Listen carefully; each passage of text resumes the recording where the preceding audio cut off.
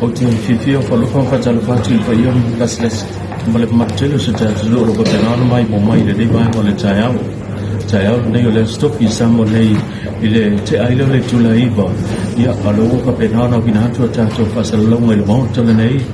fa ngoi no le ta che ko le tu ya tu ko tam se efi e pe o no to mai mo se sila mai ai tu a tu o lo le tu langa le nei o lo ia yo lo fa pe na o na ye fa to lo fa pe na no fa ga so lo ai ia se tawa fa inga ia po se ma tanga fo ai o patino le i Loia i tono le Pasefika se teme lo to ma io na mo le na no fa te no ko i prestene asosi Loia Samoa fiona su'a ia po Alex su'a i so to fina ngalo ho tu sai male ni po kala me tau a mai tau ai lo penan fa tu lia si male ni masulu le fa le to lo tono moto nei lo penan nga so solo mai pe elevanto Loia Samoa nei a pa so se tu no le Pasefika patalo fatilo fiona sua ya manatu lo to po male tu sai male fa mo pe ona yele tawa fianga fo ya le baengo pitola awolo ia ai manatu ia le pe ole ato ngai leo na bese sa no ngai lo fianga fa ma mala mai fo infa manino ia tu langai pe ona yele fa mo le to wasol nei lo fianga sua ya ole Fontangan ni, selain mula host saya Samoa Society Fontangan tapi oleh Fontangan dia Pasefika Lawyers Collective Conference.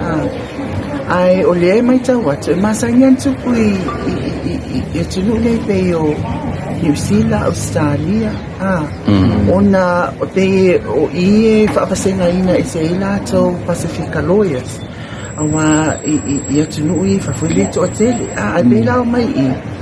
e pe o ta ma to nei lo ye nei e pe mo to mama ina le fa ta wa ino lo fa sino manga i nei ono le tanti nei ta to tu ai a lo nei fa foi pe wa ma ta voi le na ta ma te lo fa sino manga me fa pena ma pe o ye la not so much fa sino manga but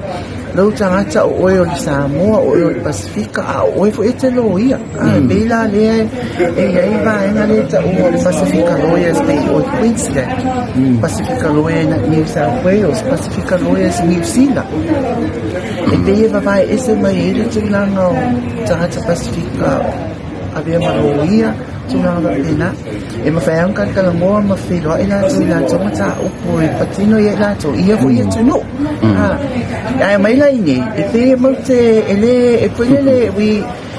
o le ya o ina voi ma tu tanga tai nei o ma ele ese issue fa pe nei o le ta tu no o le Samoa Society ma tu la o le ngala na o le mo tanga nei tu sa le wa mai tono ai ile tato wafo lau fanua Samoa ina ia mawhai e whona whaasoa mai lato i lato matao ma lu i tau ma vaenga wa au sia lato i lato ngalua i whaloia ia tunu i whafo levo ilai mātou te whanongolongo ti ai i te levo i sa o onga mo i mātou ia na mātou whaasoa tu fo i lei ai e matua te levo i sa o onga mo i mātou tasia ia to inga tangata le ai o tangata Pasefika Samoa ai ese backgrounds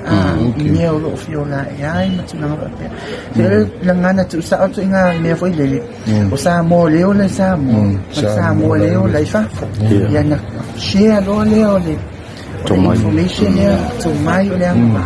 ina ia mafai ona fa la ila ngona ma fa o le ase o wala mafai ona ma to ngalu e ia e una ia ia tu langa ia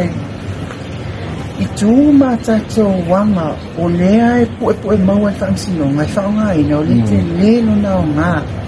i le fato fala ino ta ialo ta tu la fono i Samoa ma tu no foi fafo e no do mai tau e le na o tangata Pasefika le foi e papalangi i o saina o intia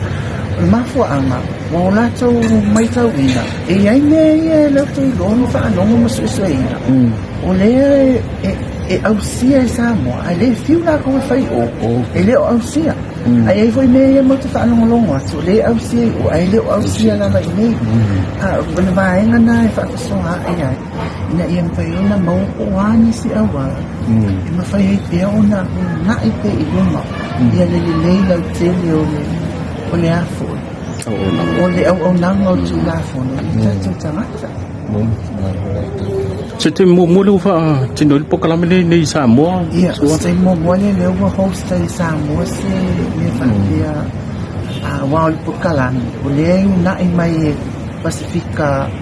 Lawyers Association fa peo Australia ma New Zealand. Ole wa host ai Samoa. Kaya wala sa mulu-mulu suwa. Ini ba nga ho ia le mai tau ia ma presidente o tato asosi. Es mato e cha ua te lea ile e whakini na me viltara. Lawe se wawai ma maola o tūna whito e whakini mai nei se tato tūna whamumu. Ole a lava, ole e iaile nau ta inga, e mai sea ia gato ia mai whafu.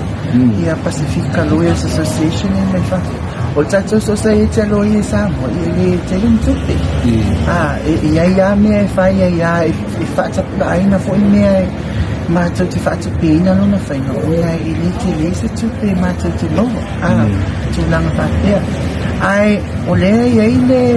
nau ta inga mai asosi nei Pasefika Lawyers Association i Australia ia ma New Zealand o lea i nato nau ta inga toi whaawahuna pea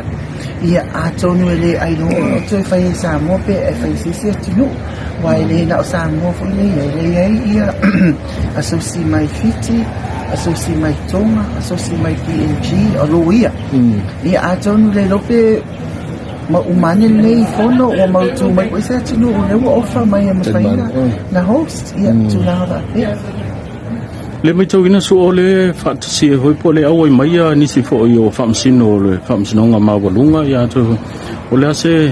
sila lo fionga olo o au whapena fo na wai mai ma whamasino mai nisi atunu olo awai mai lanto sui. Yes, olo o awai mai ai le whamsino sila Queensland Australia. Iai fo ile si whamasino New South Wales. Beto a wha e pe lima whamasino mawalunga o justices. Ai to a tolu pe to a lua whamasino o le magistrates equivalent to Tato District Court mai Australia Court. O le awai mai ia o le mātou wawai ai o ia tani e le mawalunga o le wawai mai a nevo i tangata ia manei atunu i le tūlanga lea mawainga le una i Pasefika Lawyers Association i te tonu o ia fo ia tunu pe Australia ma New Zealand. O tūlanga lepi we take for granted in Samoa, but they're actually very big issues. Ia tunu i whafo because o te rona o te lua sila fia. Tata o ia tunu i whafo. I whafo because o te rona o te lua sila fia. Tata o ia tunu i whafo. Ia mea fo ila le mafo whao. But oine, we take for granted our culture. Tato our fata matulanga so they really appreciate how do we do it.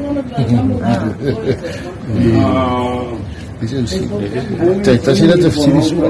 Talata mai nei tata tau tala noa i le vāvo i lea sa e sa noa i le mata upusa lo te parlamento.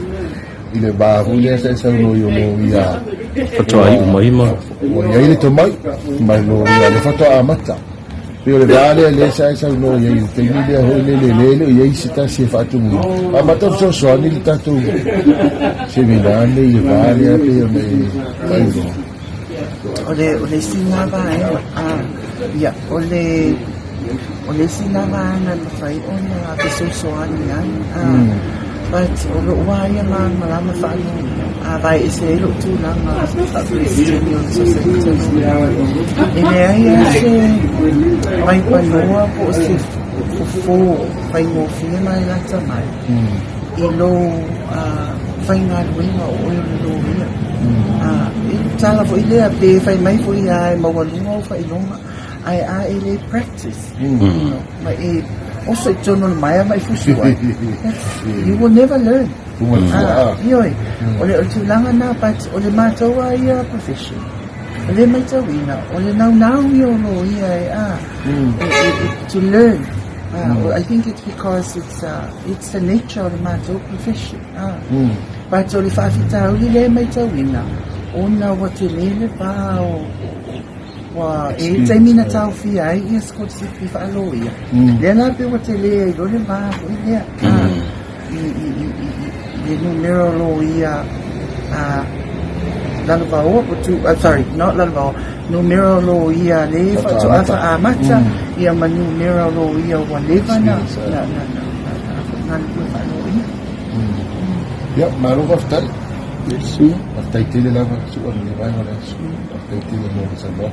Okay, thank you. Oi, os pingo mo ring rai o binga mo ko bisa. Mai ma. Wa ko ngara ni.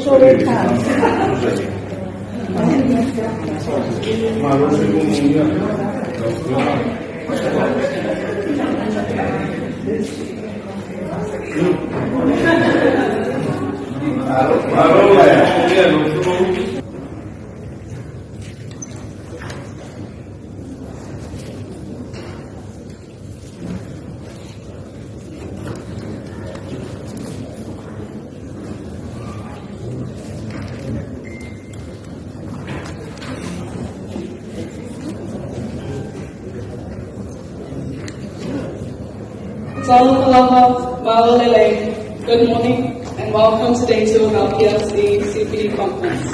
My name is Chris Mafileo and I am blessed to have been asked to open us up this morning.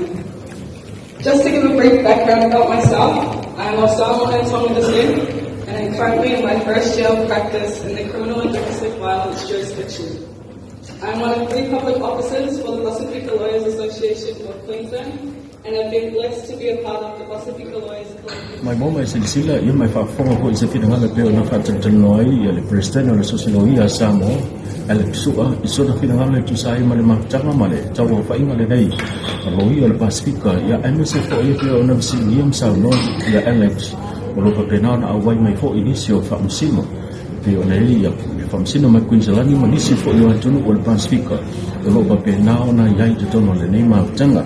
tolu wasal nei mafutanga lo papenana whaatutei ang po talinga maloa i Samoa e pei ono to mai momi sila mai ai.